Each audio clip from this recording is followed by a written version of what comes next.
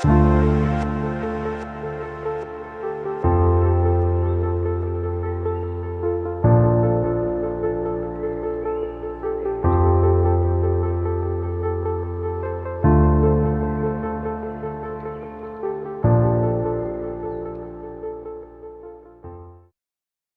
y a Esteban, creo. Bueno, dice Efesios capítulo 2, leamos juntos. Y esta es otra cosa en la que espero que le ayude a no dormirse, es estar con sus ojos en la Biblia leyendo, ¿sí? Dice el verso 1, y Él, hablando de Cristo, dice, Él os dio vida a vosotros. Cuando estabais muertos en vuestros delitos y pecados, nos habla de la condición en la que Él nos dio vida, la condición en la que estábamos cuando Él nos dio vida. Estábamos muertos en nuestros delitos y pecados. Delitos y pecados, dice el verso 2, en los cuales, lea con atención esa palabra, anduvisteis. Anduvisteis. Primero nos habla de pasado y nos habla de un actuar, de una forma de vivir, ¿sí? Dice que anduvimos en esos delitos y en esos pecados, ¿cuándo? En otro tiempo. O sea, ya no, en otro tiempo. Y andábamos en esos delitos y esos pecados en otro tiempo, siguiendo la corriente de este mundo.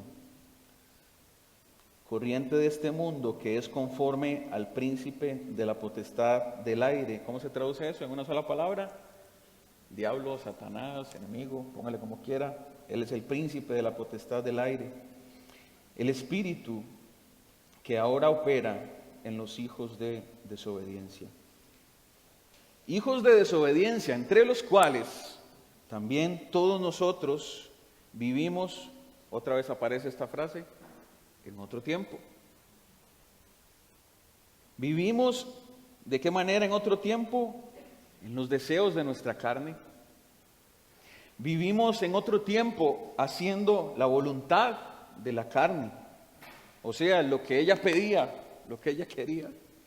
En otro tiempo vivimos haciendo la voluntad de la carne y la voluntad de los pensamientos. Pensamientos que no habían sido regenerados por el sello que puso Dios en nuestros corazones de su ley. Y entonces vivíamos conforme a esos pensamientos y a esa voluntad de nuestra carne. Y éramos, como dice ahí esa frase muy importante, por naturaleza. Éramos, ya no. Nuestra naturaleza era, ya no. Éramos hijos de ira. Éramos el recipiente sobre el cual se iba a derramar la ira de Dios. Éramos hijos de ira, igual que los demás. Y dice el verso 4, yo amo esa palabra con la que empieza el verso 4. ¿Cuál es? Pero.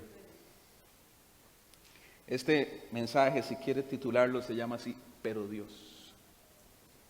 Pero Dios. Y el otro pero, que hay muchos más, pero otro pero que amo, lo leyó ahora Jorleni, el que está en Romanos capítulo 5, que dice, pero Dios muestra su amor, en que aún siendo nosotros pecadores, Él entregó a su Hijo. Estos primeros 3 versículos están describiendo cuál era nuestra condición sin Cristo. Pero Dios, en esa condición en la que estábamos, pero Dios, que es rico en misericordia, por su gran amor con que nos amó, aun estando nosotros muertos en pecados, nos dio vida juntamente con Cristo. Por gracia sois salvos. Y juntamente con Él nos resucitó y asimismo nos hizo sentar en los lugares celestiales con Cristo Jesús. Y esta palabra que también subrayó ahora Esteban en su mensaje es muy importante también cada para en la Biblia es tan importante ¿Para qué hizo Dios eso? Para mostrar en los siglos venideros. Usted y yo vivimos en uno de esos siglos venideros. Para mostrar en los siglos venideros las abundantes riquezas de su gracia, en su bondad para con nosotros en Cristo Jesús. Riquezas de su gracia que el pastor Henry nos ayudó a ver más claramente de lo que tal vez ya veíamos.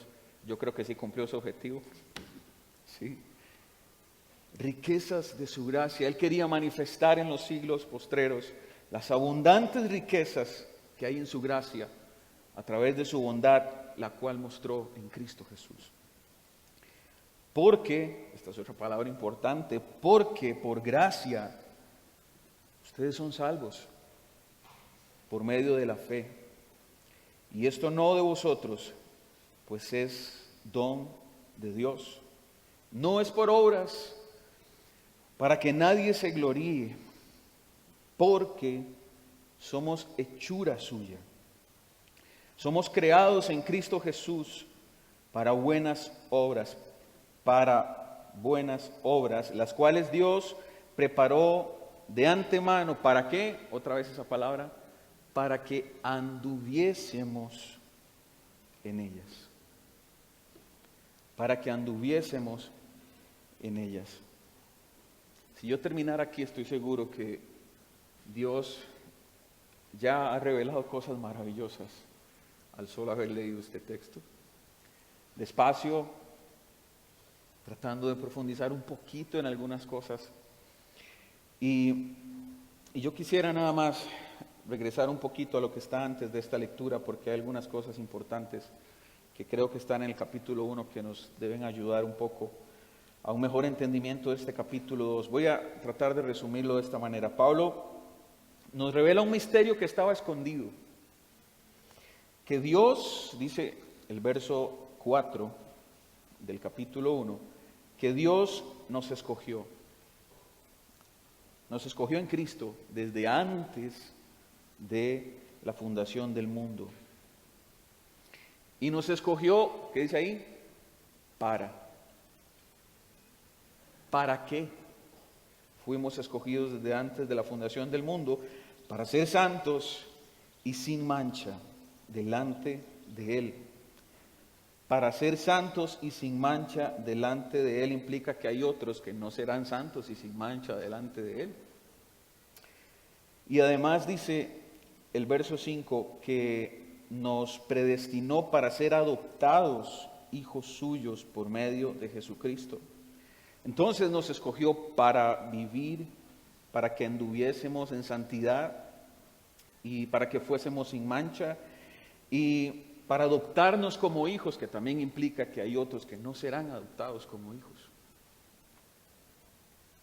¿Por qué lo hizo? El verso 5 dice, según el puro afecto de su voluntad. Yo crecí en este barrio y ahora vivo en la Alajuelita y estuve en la López, así que le voy a traducir eso de una forma que usted me entienda mejor. Porque a él le dio la gana. Porque así le plació. Porque así él lo quiso. Él pensó en nosotros. Él nos escogió aún antes de fundar el mundo. Y preparó obras en las cuales nosotros íbamos a caminar, porque Él también había pensado en escogernos para ser hijos suyos, y preparó esas obras para que anduviésemos en ellas, y lo hizo porque a Él le dio la gana. Lo hizo porque a Él le plació. Los que quieren llamarlo de una forma bonita le dicen por su soberanía. Es que Él lo quiso así. Ese fue el deseo de Dios.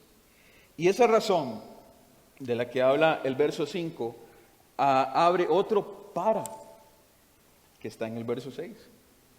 ¿Para qué nos escogió? ¿Para qué nos hizo sus hijos? Por medio de su voluntad, dice el verso 6, para alabanza de la gloria de su gracia. Para que podamos exaltar su gracia, para que tengamos la actitud que tuvo Felipe, ¿verdad? Gracias. Gracias. Tengo que confesarle algo. Hay 2 canciones. Yo tengo unos, 15 años de cantar en la iglesia y hay 2 canciones que nunca, bueno, una de ellas ya lo logro, pero nunca he podido cantarlas. Nunca he podido terminar de cantarlas sin ponerme a llorar y no poder terminar de cantarlas. El último canto que entonamos este tiempo antes de empezar, glorioso intercambio, no logro terminar, hermano. Porque cada palabra que hay en ese canto me hace pensar en mi condición de pecado y en la gracia que Dios tuvo para ocupar mi lugar y llevar sobre sí el castigo que me tocaba a mí. Y por eso no logro terminar. Porque lo que Dios ha hecho por nosotros debe llevarnos a la lectura que leí ahora el pastor Esteban en Deuteronomio 6. Ama a Dios con toda tu alma, con toda tu voluntad, con tus fuerzas, con tus emociones. Por eso, a veces yo no entiendo, hay gente que está cantando y parece que está muerta, de verdad, mientras canta, ¿verdad? Pero, decía David, mi corazón y mi carne cantan al Dios vivo. Es que se sale por todo lado, con mis pensamientos, con mis manos, con mis labios, con mi boca, como decía ahora Esteban. Y para alabanza de la gloria de su gracia. Gracia con la cual, dice ese verso, nos hizo aceptos. Nos hizo aceptos ante el juez de la tierra. Nos absolvió de la culpa de la que no podíamos librarnos por nosotros mismos. Gracia que lo que hizo fue ponernos un traje de aceptación mediante Cristo ante el juez de la tierra. Un traje que puso como cuando rociaban esa sangre sobre el propiciatorio, de ese nos vistió y esa sangre nos hizo ser aceptos delante del Señor. Y esa fue la que nos permitió ser absueltos de la culpa. Nos pusieron en el estrado y dijeron la acusación en nuestra contra, así Pablo dice, el acta de los decretos que era contraria a nosotros, donde no teníamos oportunidad ni forma de salir librados de una buena manera de ese juicio. Y esa Cristo la anuló, la rompió y dijo, absuelto, libre. Ahora eres aceptado, justificado. Y por si ese misterio fuera poco, también dice el verso 10, y los versos que siguen al verso 10, nos revela su plan de reunir en Cristo todas las cosas.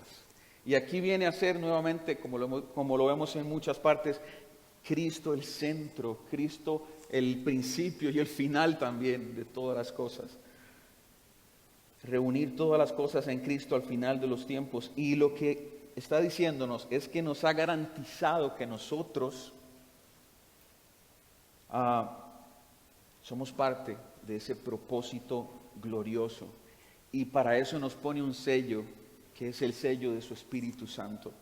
Esa es la palabra que dice el verso 14, las arras, la garantía, la promesa, la seguridad de que nosotros estaremos en ese momento donde todas las cosas sean reunidas en Cristo en el tiempo final,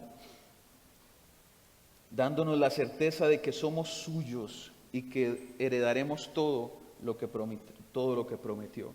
Y cuando viene el verso 15, Pablo está agradeciendo a Dios cuando él dice, cuando pienso en ustedes, doy gracias a Dios, porque veo que han recibido esta revelación de parte de Dios. Y le pido que los llene de sabiduría y los llene del conocimiento de Dios para que no quiten esa mirada de esa promesa.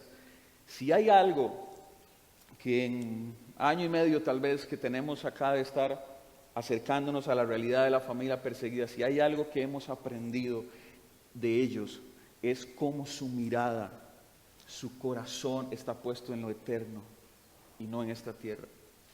Tener su mirada en lo eterno, tener su mirada en estas promesas, tener la certeza de que ellos son de Dios Y que no importa lo que suceda en este mundo, no importa si pierden su vida, su familia, sus posesiones, si tienen que salir huyendo porque los están persiguiendo, eso no importa, porque en este mundo están de paso, su interés, su corazón está puesto en lo eterno, no en esta tierra.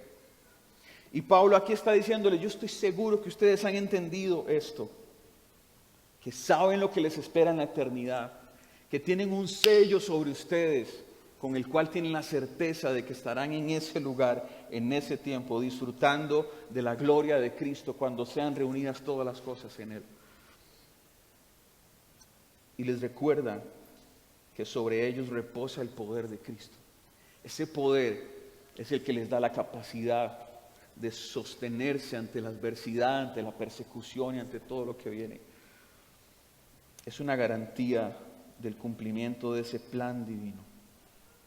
Entonces, con esta idea del capítulo 1, refresquemos algunas cosas del capítulo 2.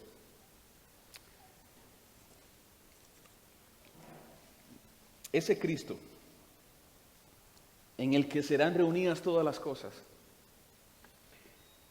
ese Cristo que resucitó de la muerte, ese Cristo que sometió todas las cosas bajo su poder y señorío, que eso es de lo que habla el verso 21 y 22. Ese Cristo en el que se sostiene toda la tierra, toda la eternidad, todo el plan de redención y todo lo que existe, como dice Colosenses. Ese Cristo que no tiene por qué salvarlos, como nos habla ahora Henry. Si Él quiere lo hace y si no, no. Ese Cristo, dice el verso 1 del capítulo 2, Él les dio a ustedes vida. Ese poderoso Dios que sustenta todas las cosas, Él que trazó un plan eterno, Él que es el principio y el fin, Él les dio vida a ustedes, dice el verso 1 del capítulo 2. ¿Y quiénes éramos? Es lo que empieza a explicar en los primeros 3 versos. ¿Quiénes éramos? ¿Y cuál era nuestro estado? Dice ese mismo verso 2. Estábamos muertos espiritualmente por causa de aquel pecado de Adán del que hablamos en la primera plenaria, pero estábamos muertos.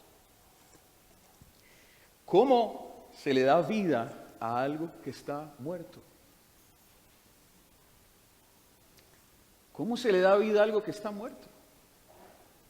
Y pensar en esto me hizo recordar aquella imagen del profeta Ezequiel, cuando está en medio de un valle de huesos secos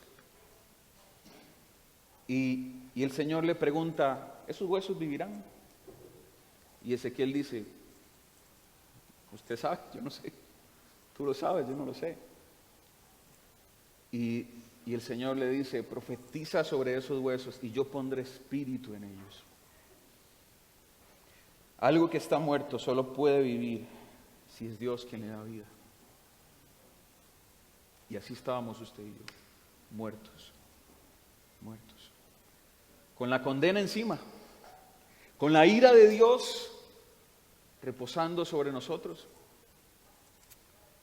Y estando muertos, ese Cristo nos dio vida. Y no solo estábamos muertos, andábamos obedeciendo al diablo, que es, dice la Nueva Traducción Viviente, que es el que actúa en el corazón de quienes se niegan a obedecer a Dios. Así habla del verso 2. Cuando dice que nosotros andábamos, vivíamos conforme a nuestros delitos, a nuestros pecados, obedeciendo al diablo, que es quien actúa en quienes se niegan a obedecer a Dios. Vivíamos conforme a los deseos de nuestra carne, conforme a nuestra mente egoísta, que piensa en ¿quién? En mí. Para adentro, solo yo, lo que yo necesito, lo que a mí me importa, lo que yo quiero, lo que a mí me hace bien, lo que a mí me da placer. Así vivíamos. Así vivíamos. Haciendo lo que nuestra mente reprobada quería hacer. Haciendo lo que los deseos de nuestra carne nos impulsaban a hacer. Sin una intención de contenerlos. Si la carne quiere carne, démosle carne. Así vivíamos. Si este cuerpo quiere el pecado, démosle el pecado. Así vivíamos. Y éramos objeto de la ira de Dios a causa de esta condición en la que nosotros nos encontrábamos.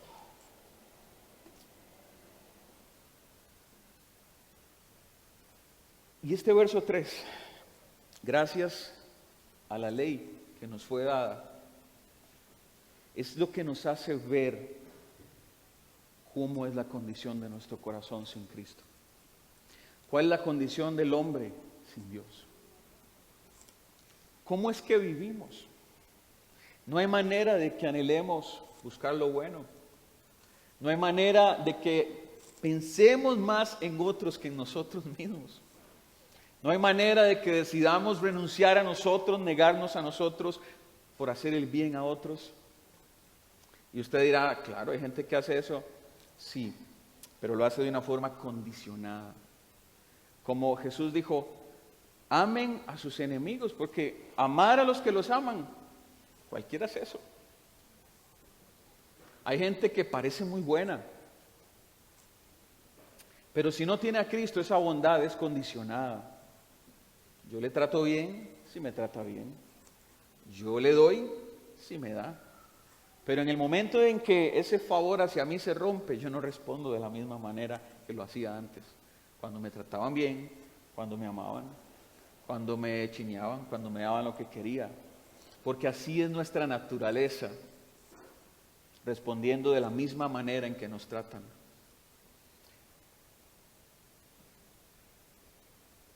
Y en esa condición, en esa triste condición en la que nosotros estábamos, aparece en escena Dios. En el verso 4, pero Dios. Y es interesante que termina el verso 3 en esa descripción de nuestra condición caída, pecaminosa, nuestra ruina, nuestra miseria espiritual. Termina diciendo la sentencia que nos esperaba. Éramos hijos de ira. Estábamos listos para recibir el justo castigo de Dios por nuestro pecado. Ese era el destino que estaba listo para nosotros. Y aparece esa hermosa frase, pero Dios. Y empieza a contrastar, a partir de ese verso 4, nuestra miseria y pobreza espiritual con la gran riqueza de Cristo, de su misericordia, de su gracia y de su amor. Dice primero el verso 4, ¿cómo es Dios? Y tal vez estos versos que siguen responden a ¿cómo es Dios? ¿Y qué hizo por nosotros? ¿Cómo es Él? ¿Cuáles son algunos de los rasgos de su naturaleza, sus características? ¿Y qué hizo con este hombre y con esta mujer que acaba de describir los primeros 3 versículos? Y lo primero que dice acerca de Dios, ¿qué es? ¿Cómo es Dios? ¿Qué dice ahí su Biblia, el verso 4? Es rico en misericordia. No solo es misericordioso, es rico en misericordia. Hay otro texto que dice que Dios se complace en perdonar y en tener misericordia. Es decir, Dios disfruta, a Dios le place extender misericordia. Dios es rico en misericordia. ¿Por qué? Porque aunque teníamos lista la copa de la ira para derramarse sobre nosotros, Él no lo hizo. Él no la derramó sobre nosotros. No nos pagó conforme a lo que merecíamos, no desató su justa ira sobre nosotros. Y por ser rico en misericordia, evitó que nosotros tuviésemos que padecer lo que nos tocaba padecer. Por eso les dije, yo no puedo terminar de cantar esa canción. En esto me hace pensar. Me lleva a meditar en esto, a agradecer por esto. Es que, ¿cuál hubiese sido nuestro destino sin Cristo, hermano? Y ahora aparece otra característica de Dios. No solo es rico en misericordia, sino que, ¿qué dice? ¿Qué más tiene Dios? Un gran amor. Juan dice, Dios es amor. Es amor. Y con ese gran amor, dice el verso 4, que Él tiene, con ese gran amor nos amó. Yo sé que hay personas que tienen un conflicto para hablar de cuánto Dios nos ama. Porque entiendo también que es un concepto que se ha tergiversado en algunas líneas de la iglesia y se ha usado mal para tratar de decir que Dios me ama a pesar de lo que sea y que aún así me va a salvar y nadie se va a morir, nadie se va a perder. Eso no es así. La Biblia no enseña eso. Pero de que Dios es grande en amor y que lo que Él hizo por nosotros lo hizo porque nos ama, es así. Dice ese verso que por su gran amor con el cual nos amó, en esa condición de muerte y de pecado en la que estábamos, por ese gran amor, es que nos dio vida cuando estábamos muertos en nuestros pecados. Y lo hizo a pesar de nuestro pecado, de nuestro estado de desobediencia hacia Él. Por ese gran amor con el cual nos amó, aún estando muertos en pecados, nos dio vida. Pero lo hizo a través de Cristo. Porque como escuchamos ahora, alguien tenía que pagar. La gracia es justa, ¿cierto?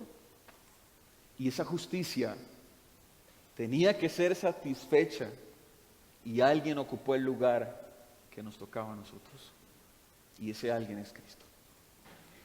Y el amor que el Padre tenía para con nosotros lo manifestó al darnos a Cristo, para ocupar el lugar que nosotros teníamos que tener como culpables de nuestro pecado y de nuestra desobediencia hacia Dios.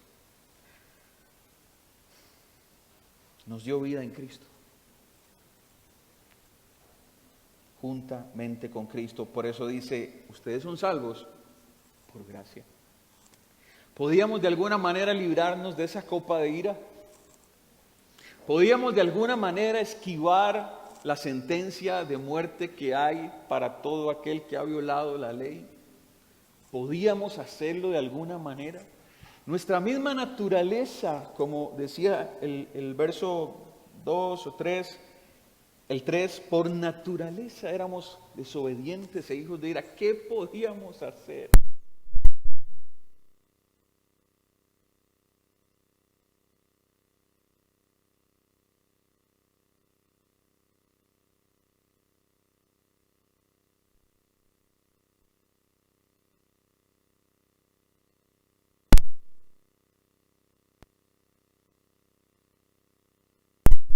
Sí. Entonces, ¿qué es lo que nos ha llevado el texto a entender aquí? Que no podíamos hacer nada. Que estábamos atados de manos. Que estábamos totalmente imposibilitados para poder justificarnos delante de Dios. Y que por eso aparece en escena ese Dios, el creador del mundo, de todas las cosas, derramando y demostrando su misericordia, derramando y demostrando el gran amor que tuvo por nosotros para darnos vida cuando estábamos muertos. Nos salvó.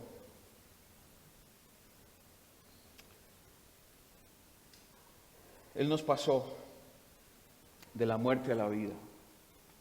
Él nos pasó de la condenación a la salvación, a la justificación. Él nos pasó de la culpa a la justificación.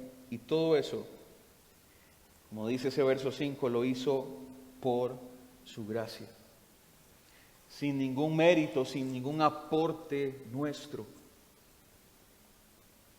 Solo para mostrar su amor, para mostrar su misericordia. Y con el propósito de que nosotros, como decía el verso 6 o 7 del capítulo 1, pudiéramos exaltar, engrandecer y alabar las riquezas de su gracia que estuvo manifestando en Cristo Jesús.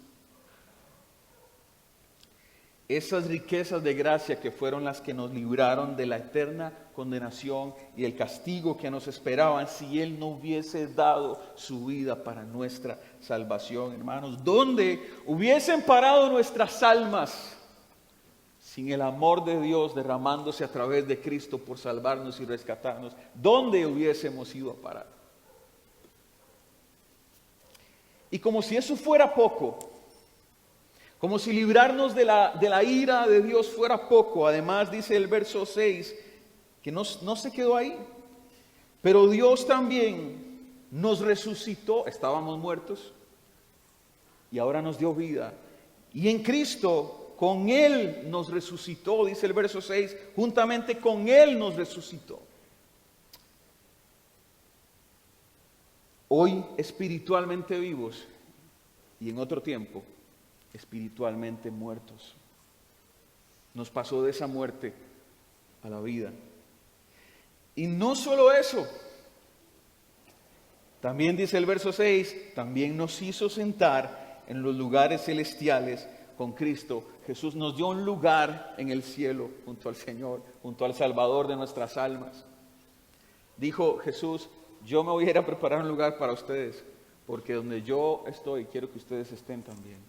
Nos hizo sentar en lugares celestiales con Cristo Jesús.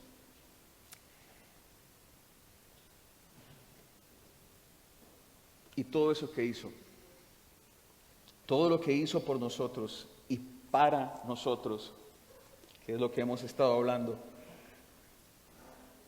lo hizo a través de Cristo. No hubiera capacidad y posibilidad de haber resucitado sin Cristo. No habría una oportunidad de estar sentados en lugares celestiales sin Cristo. No hubiese una condena absuelta sin que Cristo hubiese pagado el precio.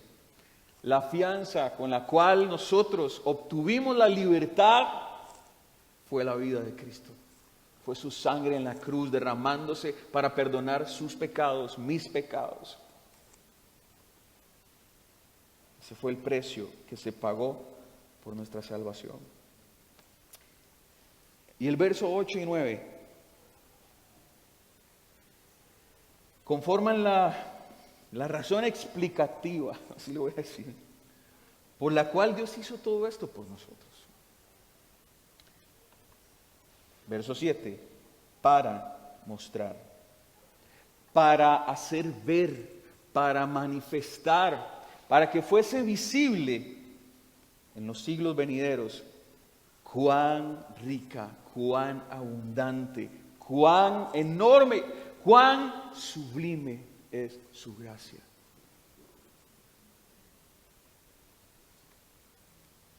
Para manifestar cómo es su gracia.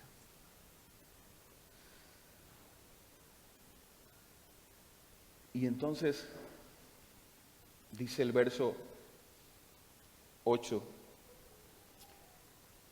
que somos salvos por medio de la fe, por esa gracia, que Él decidió manifestar, que Él decidió revelar, que Él decidió mostrar, expresar, hacer visible al hombre cómo es su gracia. Por esa gracia hemos sido salvados a través de la fe. Y dice, como aclarando, aunque parece que sobra, ¿no? El verso 9, realmente parece sobrar. No es por obras. Podríamos borrarlo y se explica solo, lo demás también. Pero por alguna razón está ahí. Tal vez algunos, solo leyendo lo anterior, no tendrían la capacidad de entender que nosotros no podíamos hacer nada. Y entonces le pone el sello, no es por obras, no es por nada que ustedes hayan hecho, porque si no tendrían la oportunidad de decir, y si levantar, inflar el pecho y decir, sí, así yo también tuve que ver en esto. También tiene que ver conmigo, cuando la realidad es que no es así. Es solo por su gracia. Gracia que alcanzamos y recibimos y abrazamos cuando creemos, como dice el verso 8, somos salvos por medio de la fe. Cuando ponemos nuestra fe en Él. Este verso en el comentario al texto griego de Robertson dice, gracia es la parte de Dios y la nuestra es la fe. El mismo comentarista dice que el verso 8 que dice, esto no viene de ustedes, no es de vosotros, dice, hace referencia al acto de ser salvos por la gracia condicionada a la fe por parte nuestra, y no voy a entrar en detalles porque ya Henry nos explicó muy bien el tema de la gracia condicionada. El verso 10, aquí vamos a ir aterrizando en el final. Dice que somos hechura suya. Eso es como que usted vea la etiqueta que hay en su camisa y algunas dicen hecho en Bangladesh, hecho en India, hecho en Vietnam, como que esa etiqueta de sus ropas espirituales diga hecho en Dios, made in God. ¿Ah? Somos hechura suya. Y dice, creados en Cristo Jesús, y aparece la palabra para. Fuimos creados en Cristo para buenas obras. Esa palabra creados en Cristo no se refiere a la creación original, sino a esa renovación moral y espiritual que viene como resultado de la salvación que recibimos. Ahí fuimos hechos, fuimos creados en Cristo, fuimos nacidos de nuevo. Es la misma expresión del renacer que aparece en Efesios en el capítulo 4, en el verso 24, cuando está hablando de despojarse del nuevo hombre y revestirse del nuevo hombre que dice creado según Dios en la justicia. Esa palabra crear hace referencia a ese nacimiento espiritual, a esa vida nueva, a esa regeneración que hay en nosotros. Una vez que somos regenerados, que nacemos de nuevo, ahí podemos empezar a caminar en esas buenas obras y disfrutar, como decía ahora Esteban, disfrutar del deber. Porque aquel que ha nacido en Cristo no vive conforme a los mandamientos de Dios de una forma en la que le pesan. No, lo disfrutamos. Disfrutamos guardarnos del mal, disfrutamos huir del pecado, disfrutamos eso. Ahora tenemos una nueva naturaleza, ya no aquella de ser hijos de ira. Esa era nuestra naturaleza en la cual andábamos en otro tiempo, viviendo, haciendo lo que nos daba la gana, lo que el cuerpo nos pedía, lo que el diablo quería que hiciéramos. Y ahora tenemos una nueva naturaleza que anhela vivir en esas buenas obras, que disfruta vivir de esa manera. ¿Y qué de eso proviene de nosotros? ¿Qué de eso proviene de nosotros?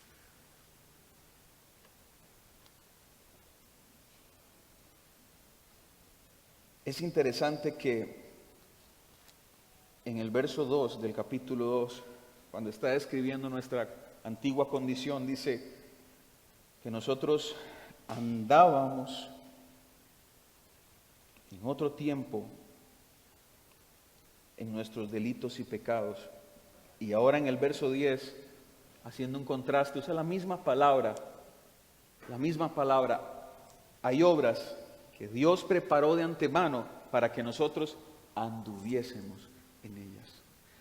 Antes andábamos conforme a los deseos de nuestra mente y nuestra carne pecaminosa, y hoy, después de haber sido regenerados, después de que Él ha entregado su salvación y somos nuevos hombres creados según Dios, ahora hay obras que están ahí listas. Obedece o desobedece, la bendición y la maldición, producto de esta regeneración. Ahora, esas son las obras en las que nosotros debemos caminar y andar, disfrutando de ellas, abrazándolas, amándolas, viendo a Dios actuar en la vida de otros. Ahora, esas obras son para que andemos en ellas, para que vivamos conforme a ellas. Es decir, en sencillas palabras, son la consecuencia, son el resultado obvio de tener una nueva naturaleza. Porque tenía una que naturalmente se comportaba de la manera pecaminosa, y ahora tengo una nueva naturaleza que naturalmente se comporta de una manera que agrada a Dios. ¿Y qué nos dice qué es lo que agrada a Dios? La ley, su ley, su santa y perfecta ley.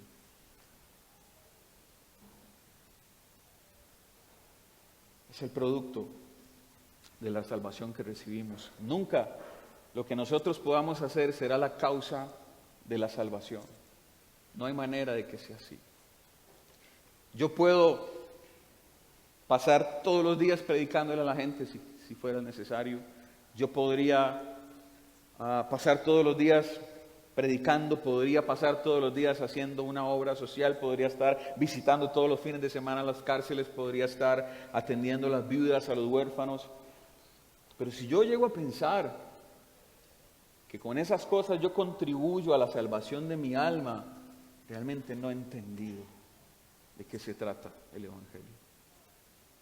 Realmente no he entendido que esa bondad que pueda salir de mí es condicionada si no viene producto de una nueva naturaleza que Dios ha hecho en mí. Entonces, solo gracia nos recuerda que no hay nada que podamos hacer, que no existe una posibilidad de que nosotros pudiésemos haber hecho algo por la salvación de nuestras almas. ¿Qué le parece si se pone de pie y oramos juntos y damos gracias? Y damos gracias al Señor. Porque ¿qué sería de nuestras almas? ¿Qué sería de nuestra vida si el Señor no hubiera pensado en nosotros? Si no hubiésemos estado y no hubiésemos sido parte de ese plan que Él trazó, de esas obras que Él preparó para que nosotros luego anduviésemos en ellas. Así que reconozcamos eso esta tarde.